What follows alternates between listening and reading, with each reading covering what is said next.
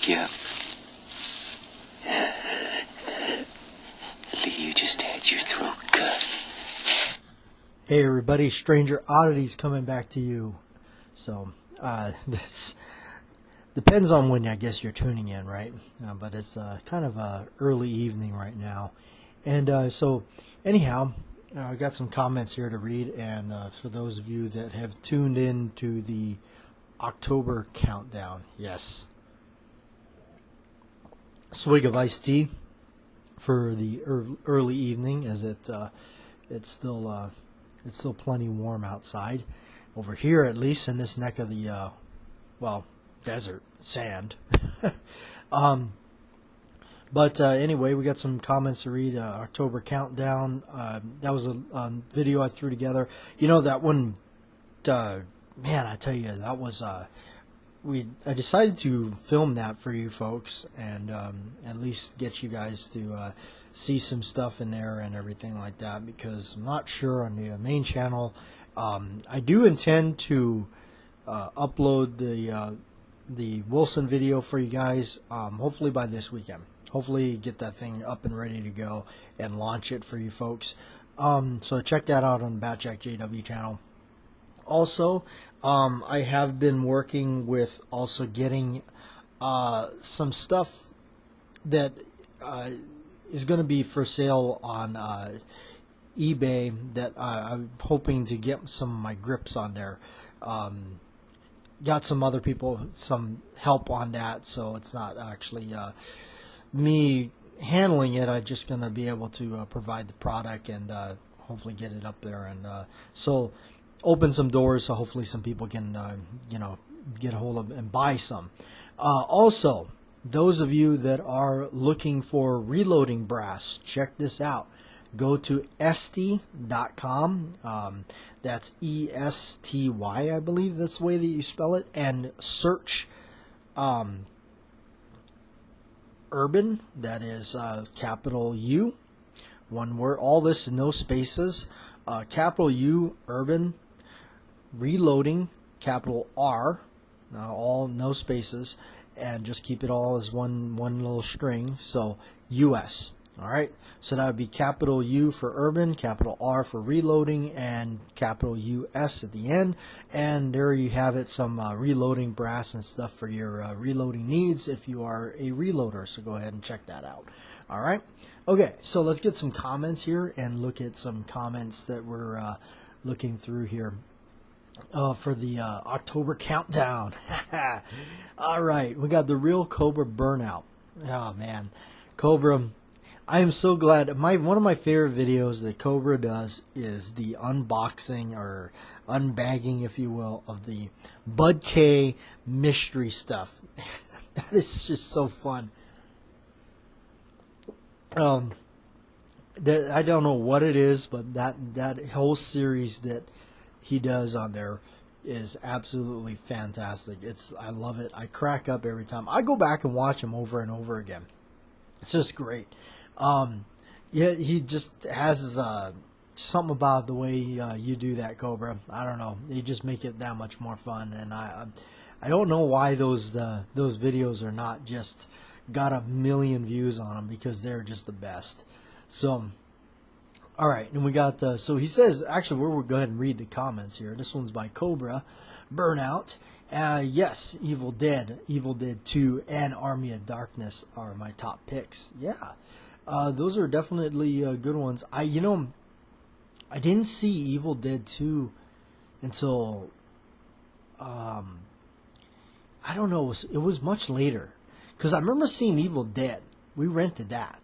And just, of course, after watching that, or you get a certain point through that film, and I'm sure everybody has seen it, knows exactly what I'm talking about, where you just go, what the am I watching here? Army of Darkness, I rented that on VHS from the grocery store. My dad and I. The cover art, the original cover art for that, or at least for the VHS tape, was just that cover art on that just blows the water on everything. That was such a cool cover. And you look on the very bottom, it's like a comic book look And look on the very bottom, you got the little warriors there stabbing him in the leg with the fork. So, yeah, actually, so Cobra says here he was lucky enough too to meet Bruce Campbell at a book signing. Yeah, I got my book signed by him and everything. Really cool guy. He is really, yeah, you're right. He is very funny. Seems to be very down to earth. He interacted with people, just, casually doing his thing. I'm sure that, he just, when you got that much traffic flowing through, and, he was just trying to sign the books and get the line moving through. It was a long line. So, for a, bookstore. All right. Now we got Evie Saint. Yeah. The WC 1911 is stunning. It's Evie Saint, I gotta say, back on that, it's just what an amazing feeling 1911. It really is. I just and it's super accurate. It is just so it's beyond accurate. And if it can be accurate in my hands, then it's a very accurate pistol, because I am terrible at shooting. Terrible. So, and even that one makes me look good. So I must say, yeah, I like it. All right. And then also he says, well, it looks like you got out the Dremel and rounded off the front of the trigger guard on your G30. Man, I tell you, almost can't get nothing past EB Saint, can you? Yes, that's what I did. I took the hook off the trigger guard. I did, because that is something that I do carry with me, and it's makes it a lot easier to carry. That by rounding that trigger guard like that, it just made it that much easier. I don't use the hook. I don't use that method of whatever. And even if you did, there's still enough room on there to actually put your finger, the index finger of your support hand through there, if that's what you want to do. So, I just took it and I just rounded it off. Why not? I wouldn't normally do that to a pistol, but what the heck, it's not like I'm looking to sell the thing or anything like that. So, all right, my man Joe P says beautiful pistol, and it is. And of course, yes, those grips are awesome. Joe, Wilson has got this starburst grips that I like, and I've always liked them, and it's got that sunshade beams going through it, so it's really nice. They are Coco Bolo with the pewter medallion. This is Wilson on there. Now, actually, funny thing is, I'm actually looking at another set. I want to get these smooth ones that they got, and they're just like a burl wood or something. They usually go on their like their super grade or something. I want to actually get those, because I think that'll really look really nice. And he says, really happy you got your dream gun. I will say, it was something that I always thought, would like to have one, but I don't think it's possible. But, at this point in life where the opportunity was there, I could swing it. It was available to be, there was just, without making an excuse or saying that, without a doubt, it is an expensive gun. Very expensive, super expensive. But all the proper, doors were open. They really were. It was almost like, here it is. You have this opportunity to do it without, do you want to take this, or not? And I decided to jump on it. I said, you know what? It's almost like it was just meant to be. Because when I first saw it at the shop, I just immediately just said, well, wow, that's cool, but no, no. But then I started really thinking about it. I said, oh, I wonder, I don't know, maybe it is an opportunity I should take. Then I said, well, my buddy wanted to go back there because he was looking for a Colt 1911. That's the place to go if you want a Colt 1911. The chances of them having one is really good. So it's just one of those shops where it's like, God, if you want something old, something cool, you definitely head to this place. And so I said, you know what? All right, let's go. I want to see which model this Wilson Combat is. And he says, well, what are you thinking? I said, well, I think when I first saw it, it's the what they call the American Combat Pistol model, which is their baseline gun. And it's just the more inexpensive version of their stuff. It just doesn't have as much perks on it, I think, is what it is. And which I think it's retails for like 25 or something like that. Somewhere around the 2 something. So I thought, they're probably overcharging by like $1,000 on it or something, whatever. So we went back and I said to my buddy, I said, I think that's what it is. He says, well, what if it isn't? I said, well, then they might have something there. So we went back there, and sure enough, we're looking in the shelf. I pointed out to him there was a Colt 1911 in there for a really good price. It was well under $1,000. I pointed that out to him. I said, you better take a look at that. And then I said, well, I'm going to take a look at this Wilson. And I did. And right when I saw that it was a CQB, I said, oh, man, that was it. I just knew at that point. I'm like, I think I'm going to have to, and they were talking to me, like I said, all these, just the right opportunity was there to be able to secure it and then work at it and figure out what I wanted to do with it. So there it is. And that's what I mean. It's just because it was the CQB and it's not just, it's the elite version. So it's got even extra features on it. It was just like, man, all the stuff that I really was hoping for, it's right there. It's their flagship gun. Why not get it? So there it is. I'm glad I did it because it really is. It's a fine piece. It really is. It just kind of, I don't know. I always say what's next, but I don't. I think I'm gonna have to cool it for a while. All right. And he says, I have to say again, you still own my dream gun, the vintage Dirty Harry, something I probably will never own unless I leave California. And that's a bummer, man. That sucks because Joe, you should come on over here to the desert. Because I tell you, not to make you, not to throw salt in the wound or anything like that, but it's pretty easy to find one of those Dirty Harry guns out here, especially at the gun shows. But hey, come on, Joe, get on over here, or at least come out for a visit.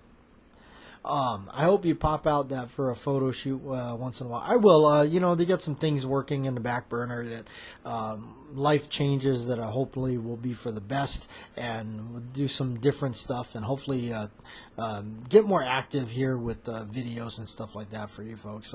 That's my main goal there. Hopefully, we'll see what happens. And you love the Hateful Eight, yeah. The Hateful Eight is I always like that when he throws that stuff on the table. He says, sorry to startle you there, Cow Puncher. He goes, I just needed to get your attention. He goes, well, you got it. He goes, well, what's your name? And he goes, I'm John Ruth, or whatever his name is. And he goes, I'm Joe Gage. He goes, what? Joe Gage. He goes, all right, Joe Gage, what are you doing here? And all that. Kurt Russell is he is a real throwback. I mean, the guy is awesome. He has made some of my favorite movies for sure. And I see here E.B. Saints had replied there, Big Trouble in Little China, Escape from New York, absolutely. Those are some of his best ones, really are. Of course, I'm a big fan of The Thing. I really like The Thing, even though it's a remake and all that. But you know what? John Carpenter, and by the way, guys, if you are buying up like Blu-rays and stuff like that, The Thing, the Blu-ray variation of The Thing never looked more amazing. That it just, for some reason, they did a really good job at cleaning that one up. That one there is really no graininess to that film. So if you ever see The Thing on Blu-ray, pick that up and watch it. That's an eye candy right there, because it's like watching another movie all over again. Of course, I had it on VHS, so a lot of stuff is like watching it on Blu-ray is almost like watching a brand new movie to me. So. All right, so we got the some of those comments and everything. So we're cutting down to the October feast here, as I can say. There's a couple of cool things that I really missed out. I should have bought,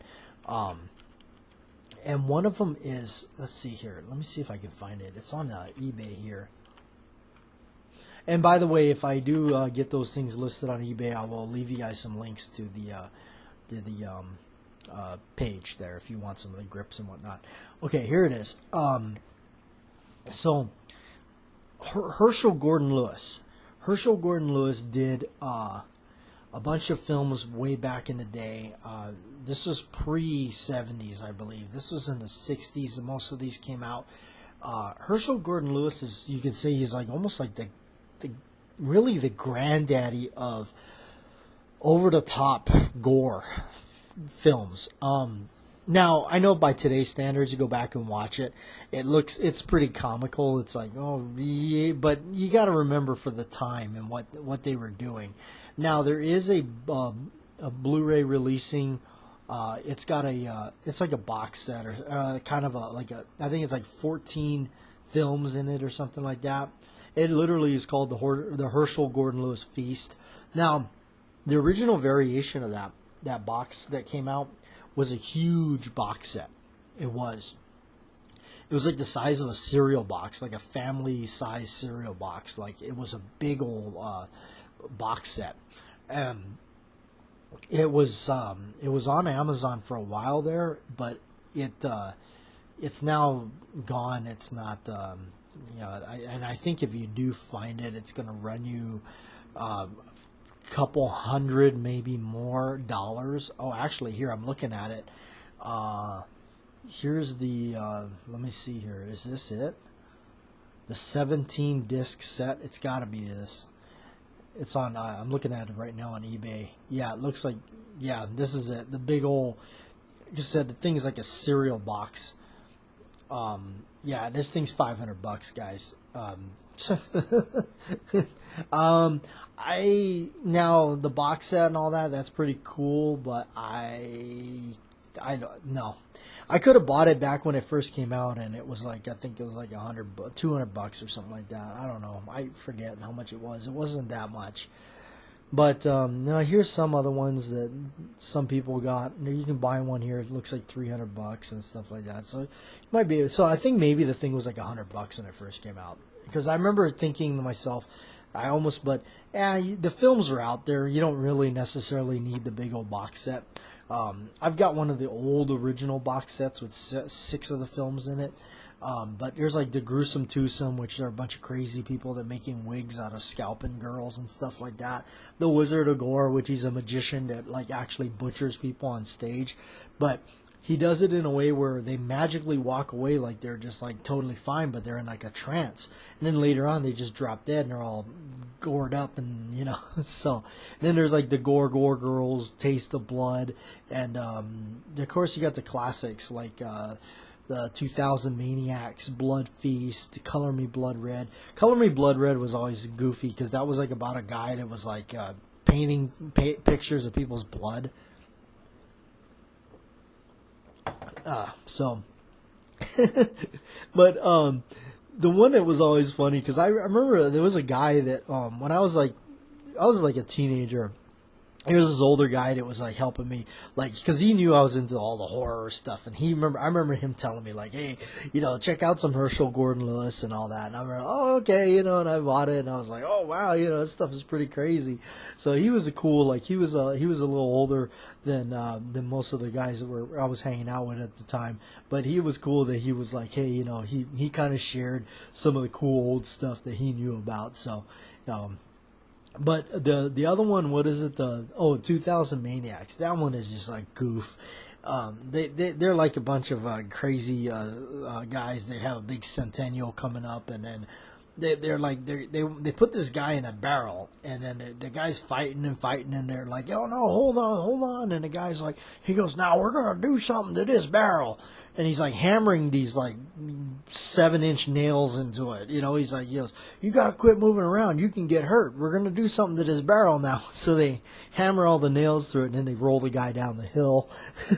It's just stuff. I think there's a girl, she goes by the river with this guy, and He pulls out a pocket knife, and she's like, "What are you doing with that thing?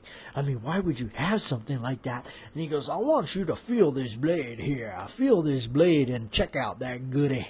And of course, he cuts her hand like wide. I think he cuts her thumb off or something like that. So, but just real screwball stuff. But they're good fun. They're really good fun. Herschel Gordon Lewis, and a lot of his stuff was definitely, and the blood, by the way, guys. Oh my gosh, it looks like you robbed your kindergarten finger paint set. So. But anyway, there you have it. You got some movies there and everything. But I do appreciate everybody tuning in and checking out the show.